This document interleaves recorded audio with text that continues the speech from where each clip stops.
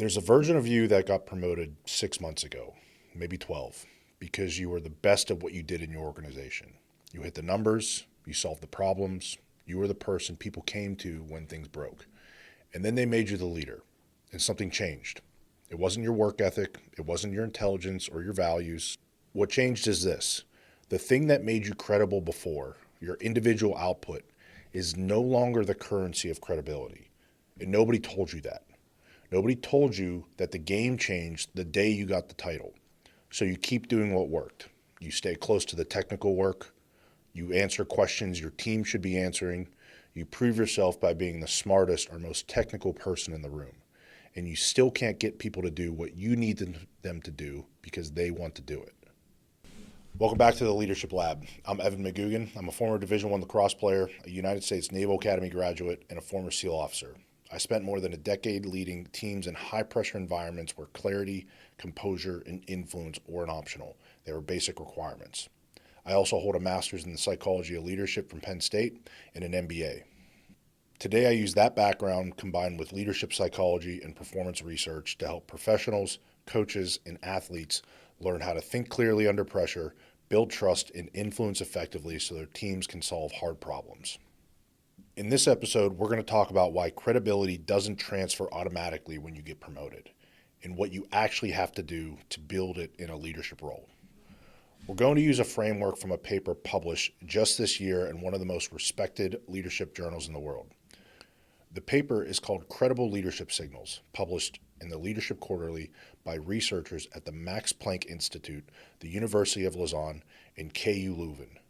I'm going to translate it out of academic language into something you can use tomorrow morning. If you stay till the end, you're going to understand a mechanism that most leaders, even experienced ones, have probably never consciously thought about. And once you see it, you can't unsee it. Here's the situation I want you to picture. You're a senior engineer or a top salesperson or the best analyst on the floor. For 5, 6, 7 years, your credibility was built on the same way every time. You produced results. Your technical competence and output were the signals. People trusted you because they could see your work, measure your results, and point to your track record. Then you got promoted. And here's what happened underneath the surface that nobody talked about after. The information asymmetry flipped. When you were an individual contributor, the quality you had, your technical skill, was directly observable. Your boss could see your code, your manager could review your numbers, your teammates could watch your work. There was no gap between your ability and what people could observe. In a leadership role, some of the most important qualities you need, your judgment, your decision-making under uncertainty and pressure, your ability to develop people, your character under stress, are almost entirely unobservable. Your team can't see inside your head when you're in a difficult meeting. They can't watch you decide how to allocate resources. They can't observe whether the standard you hold in private matches the one you hold in public. So they're watching for signals. And the question is, are the signals you're sending actually telling them the right thing about who you are as a leader? That question, are your signals actually working, is what this whole framework is designed to answer. But before we get to the answer, we need to dig into the problem a little bit more. Here's what makes this topic difficult. Most leadership signals are fake. Not fake in the sense that people are intentionally lying, although that can happen too. But they're fake in a very specific technical sense. They can be copied by anyone, regardless of whether that person actually has the leadership quality they're claiming to have. I want you to think about your last performance review cycle. Think about the leaders in your organization who got strong ratings. What were the signals people pointed to? They probably involved some version of, he's very visible, or she communicates a lot, or he seems really confident in meetings, or maybe she talks about the team's values constantly. Here's the problem with every single one of those.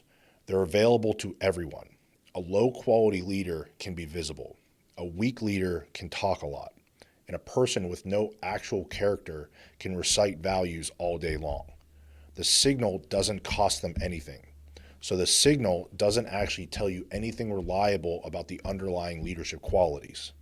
The researchers behind the paper we're using today reviewed 82 studies on leadership and signaling from various academic fields. They found that 71% of them, nearly 3 out of 4, never actually established whether the signal was costly to produce.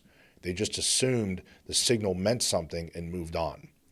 That's a problem in research, and it's an even bigger problem for your organization.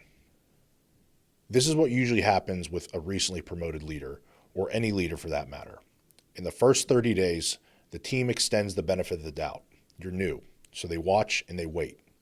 By day 60, they've seen enough of your behavior under low pressure. They've started forming a picture of who they think you are as a leader. By day 90, the picture is mostly set. And here's the hard part. If you've been sending cheap signals during that window, talking about values without demonstrating them under cost, staying close to technical work to feel competent, being highly visible but inconsistent in private, the credibility gap is already opened, and it's really hard to close. Followers don't grant influence based on title. They grant it based on what they infer of your underlying leadership qualities, your judgment, your integrity, your competence, your ability to deal with uncertainty, your genuine interest in their development, from the signals they can observe. If your signals are cheap, your team will discount them, consciously or not. So what actually makes a leadership signal credible? That's the framework, and it comes from one of the most important ideas in the history of economics.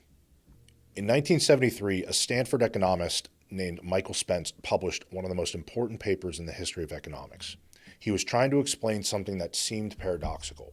Why do employers pay more for workers with college degrees, even when the degree itself doesn't teach the skills required for the job? He concluded that the degree isn't a measure of skill, it's a signal.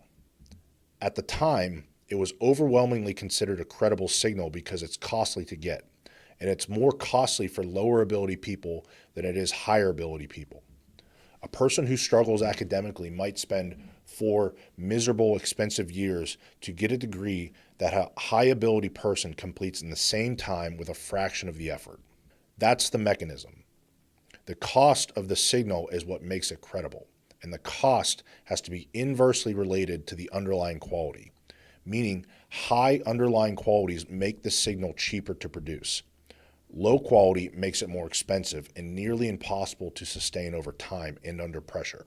This is just as true for leadership as it is employers evaluating prospective employees.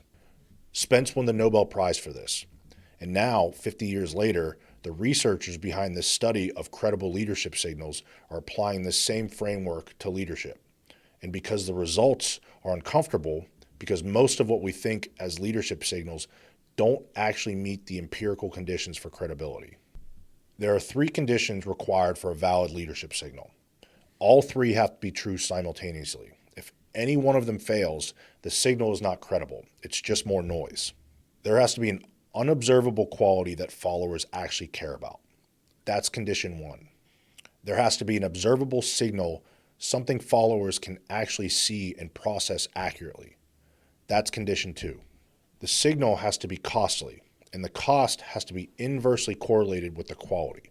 The better you actually are, the less it costs you to send the signal. And the worse you are, the more it costs, or it becomes impossible to sustain.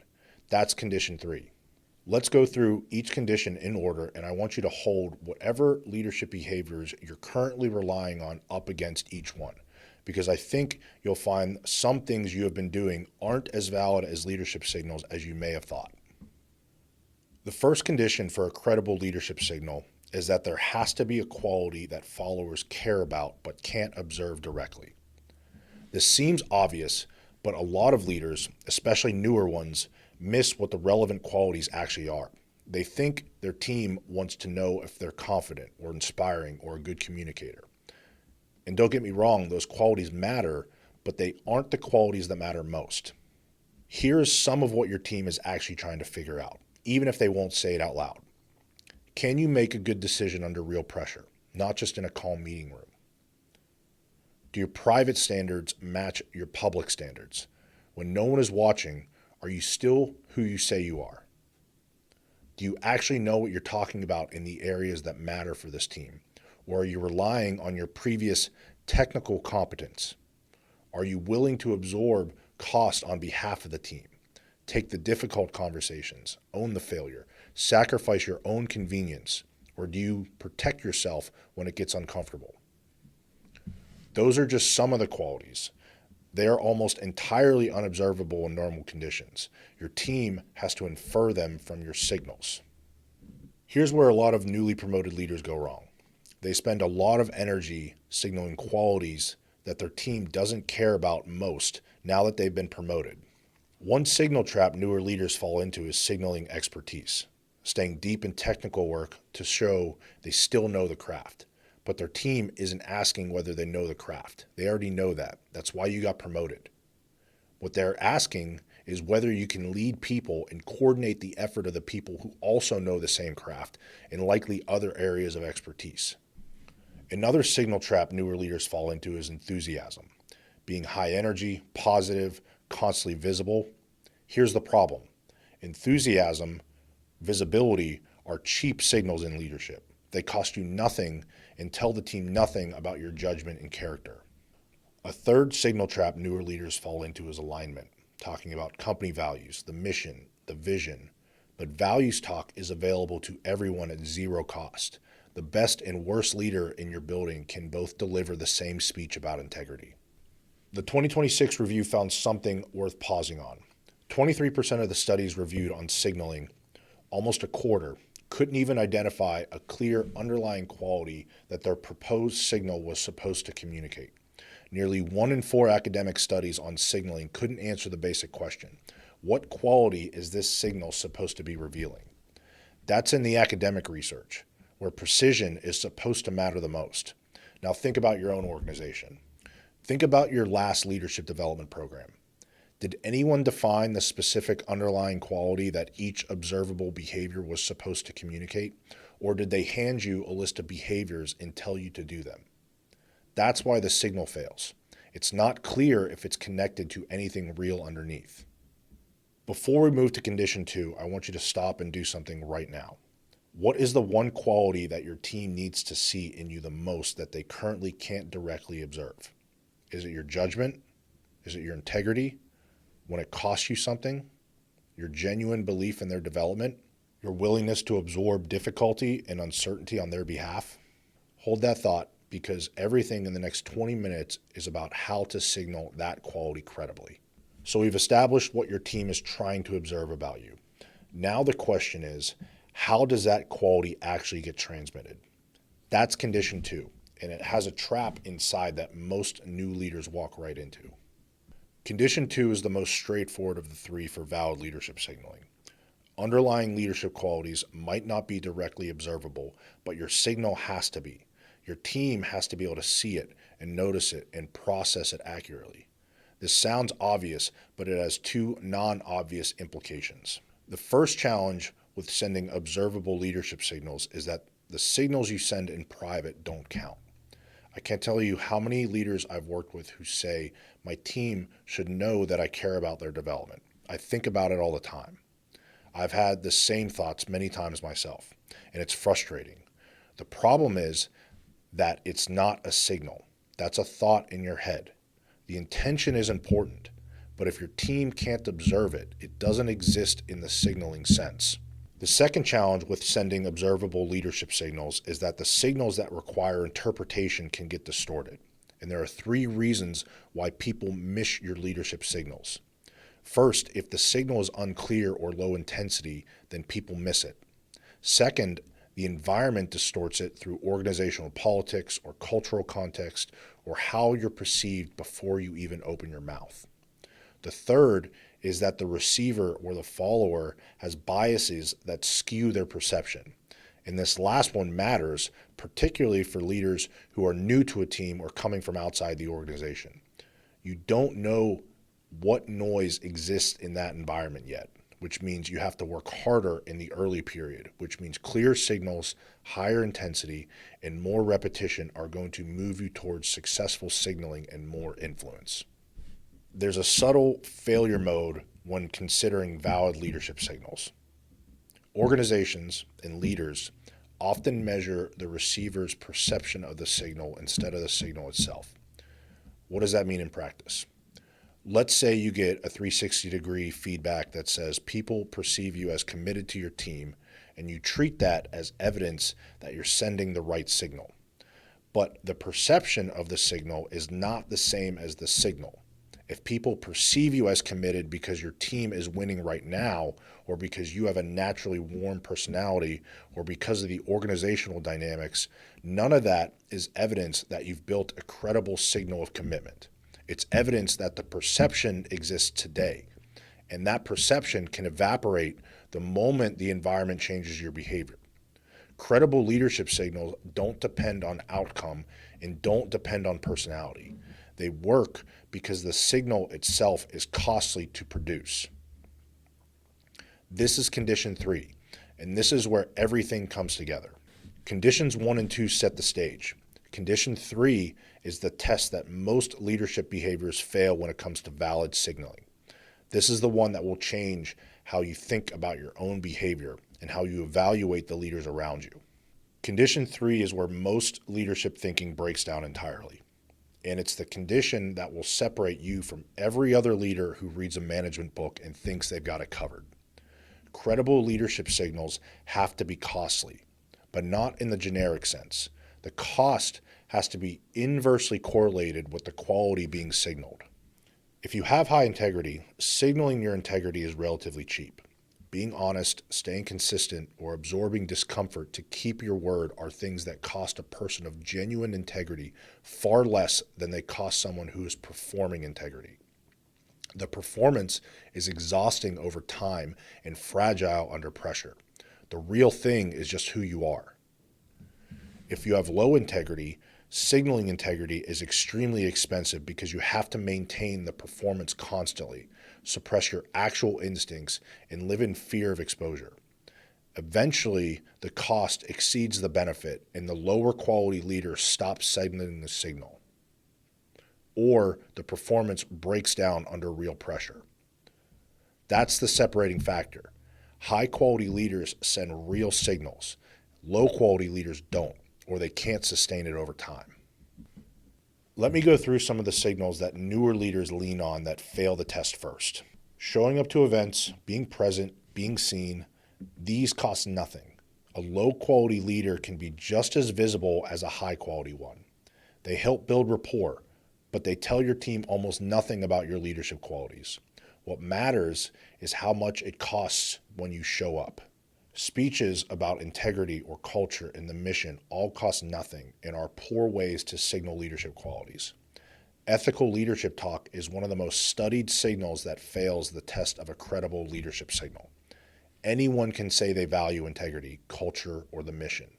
What matters is whether your actions back it up when the pressure is on.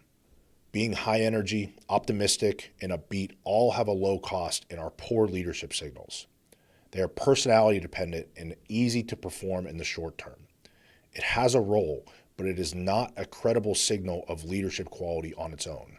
Demonstrating technical knowledge, answering detailed questions, and staying close to the work all cost zero for someone who used to be a strong individual contributor, which is exactly why it doesn't work as a valid leadership signal. You're signaling the old job, not the new one. What matters is whether you can coordinate the effort of a group of people with a variety of technical knowledge to accomplish a goal. Now, here are the signals that actually pass. When bad news needs to go upward, a miss, a failure, a performance gap, standing in front of it is a credible leadership signal. You deliver the hard update before being asked. You take responsibility in front of your superiors before deflecting it downward. This is costly. It requires you to sacrifice your own standing. A leader with genuine character absorbs this cost at a manageable level. A leader protecting their position cannot produce this signal without enormous effort, and the effort shows, usually through subtle efforts to deflect. Not hedging, not distributing responsibility, saying, I evaluated this situation and this is the call, and then owning it. That is a credible leadership signal. It's costly precisely because it exposes you to being wrong. Poor judgment makes this signal prohibitively expensive. Good judgment makes it relatively accessible because your track record absorbs the occasional miss. Giving work to a team member when doing it yourself would be faster and make you look better in the short term is a credible leadership signal. This costs a leader who is insecure about their value an enormous amount of ego. It costs a confident leader far less because they understand their value is in what the team produces, not just their personal output. Doing the preparation, the hard thinking, the development work when there's no audience and no immediate reward is a credible leadership signal. A leader whose private standard matches their public standard pays a relatively lower cost for this signal. Someone who is performing leadership lets the private standard slip, and eventually the gap becomes visible. One really important nuance to leadership signaling is that the cost alone is not enough. The cost has to be specifically tied to the leadership quality you're trying to signal, not cost in general and not sacrifice in general. Here's an example. Michael Bloomberg ran for president during the 2020 campaign, during which he donated $500 million to the environmental causes. That's a massive financial cost, but it's not a credible leadership signal of the relevant qualities because the ability to absorb that cost is tied to his net worth, not to his leadership judgment. The same logic applies in your organization. A leader who takes on extra projects to signal dedication but does it by working 80-hour weeks at the expense of their team's clarity and development is paying a real cost. But that cost isn't telling their team anything credible about their judgment. It might actually be signaling that they can't prioritize, they can't delegate, and are confusing motion with effectiveness.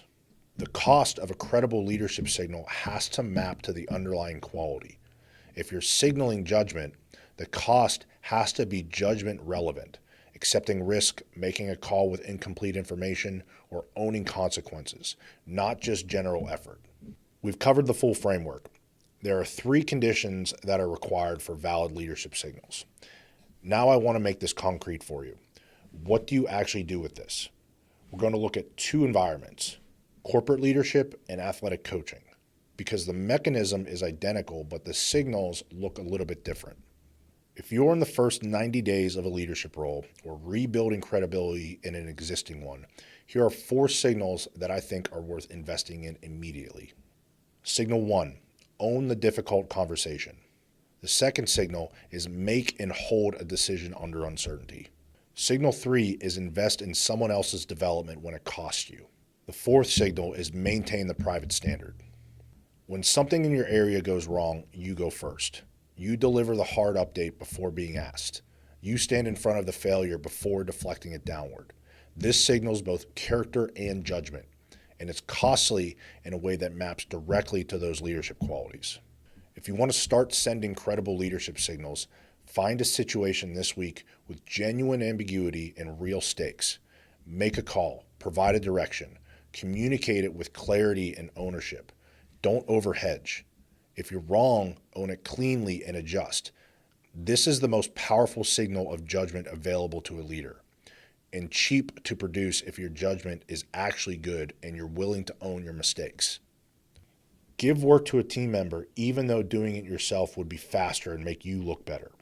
Take the risk to delegate and invest time in coaching instead of doing. This signals genuine confidence in your value as a leader and your confidence in your team. It costs you exactly as much as your insecurity costs you. If you don't know how to start sending credible leadership signals, choose one behavior that reflects your stated standard and do it when there's no audience and no immediate reward. Prepare for a conversation thoroughly when you could wing it. Follow through on a small commitment when nobody would notice if you forgot. Over time, the private and public standards either align or they don't. Your team will eventually know which one is true. That's the corporate application. Now I want to shift to coaches and sports leaders because this framework doesn't change, but the environment does. And the signals look different when your team measures you up in practice, in a film room, or on game day. Athletes and coaches operate in one of the most honest signal environments that exist. The practice field, the film room, the locker room. These are not places where cheap signals hold up for long because the feedback loop is faster and the exposure is more direct and the cost mechanism plays out in front of everyone. In a sports environment, it gets exposed in weeks, sometimes in a single practice, because the team is close to you every day and watching everything. How you respond when a drill breaks down, whether your standard in practice matches your standard on game day, whether you have the same conversation with the star player that you would have with the last person on the roster. Your team, whether you're coaching or playing alongside them, is asking the same unspoken questions a corporate team is asking. Do your standards hold when it costs you something? When your best player or performer breaks the standard, do you hold the line, even if it means a harder week for the team, even if it creates friction with the parents or administration? Or do your standards flex for the people who matter most to winning? Your team is watching that constantly. The answer tells them everything about whether your standards are real. Does your preparation match your expectation? If you expect your athletes to be ready and locked in, they're measuring whether you came prepared as well. If you're adjusting the practice plan at the whiteboard because you didn't think it through the night before, that signal is not lost on anyone. Are you willing to absorb the hard conversation? When something needs to be said to an athlete, to a parent, to your athletic director, are you the one who says it? Or do you let difficult conversations stay unaddressed because they're uncomfortable? That willingness to absorb cost on behalf of the team is one of the clearest leadership signals in a coaching environment. Do you compete at the same standard you demand? In practice, in film room, in the weight room, is your effort level and attention to detail consistent with what you're asking from your athletes and other coaches? Because they're doing the math every single day. Here's what doesn't work in a team environment, even though it feels like leadership. The pregame speech, the motivational quote on the whiteboard, the high-energy practice opening, these are visible. They can help energize people into action, but they are not credible signals of leadership quality. Your team knows within the first few weeks whether the hype is tied to something real or whether it's a performance. If it's a performance, the credibility of the hype decays rapidly. The team starts tuning it out before you finish the sentence. Being liked is not the same as being trusted. A coach who is everyone's friend but lets standards slide has inverted the credibility equation. The team may enjoy the environment until the moment they need real leadership. Then they discover there's nothing underneath the warmth and you lose influence. Athletes have a finely calibrated radar for whether the person demanding effort is genuinely in the work themselves. If you're coaching from comfort, if your preparation is average, if you apply standards selectively, they know it. They may not say it, but it's in the room. Here are 4 credible leadership signals for the coaching environment. Signal 1, coaches need to hold the standard for their best players. The second signal, if you're a coach, you need to prepare as hard as you expect your team to compete. The third signal, coaches need to have hard conversations early. And the last signal, if you're a coach, you need to be consistent when the outcome is uncertain. The moment your best player breaks the standard and you let it pass, the standard no longer exists for anyone. Your team is watching that moment more carefully than any other. Holding it, especially when it creates short-term friction, is one of the most costly and credible signals a coach can send. It signals that the standard is real and not conditional. And it costs significantly more if you're insecure about whether you can win without that player. If you're a new coach, show up with a practice plan that's detailed, sequenced, and time efficient. Show up to film sessions with specific questions and specific corrections. Show up to an individual conversation with preparation. Your athletes don't need to know you prepared for 12 hours. They need to see a level of specificity and precision that is only possible through preparation.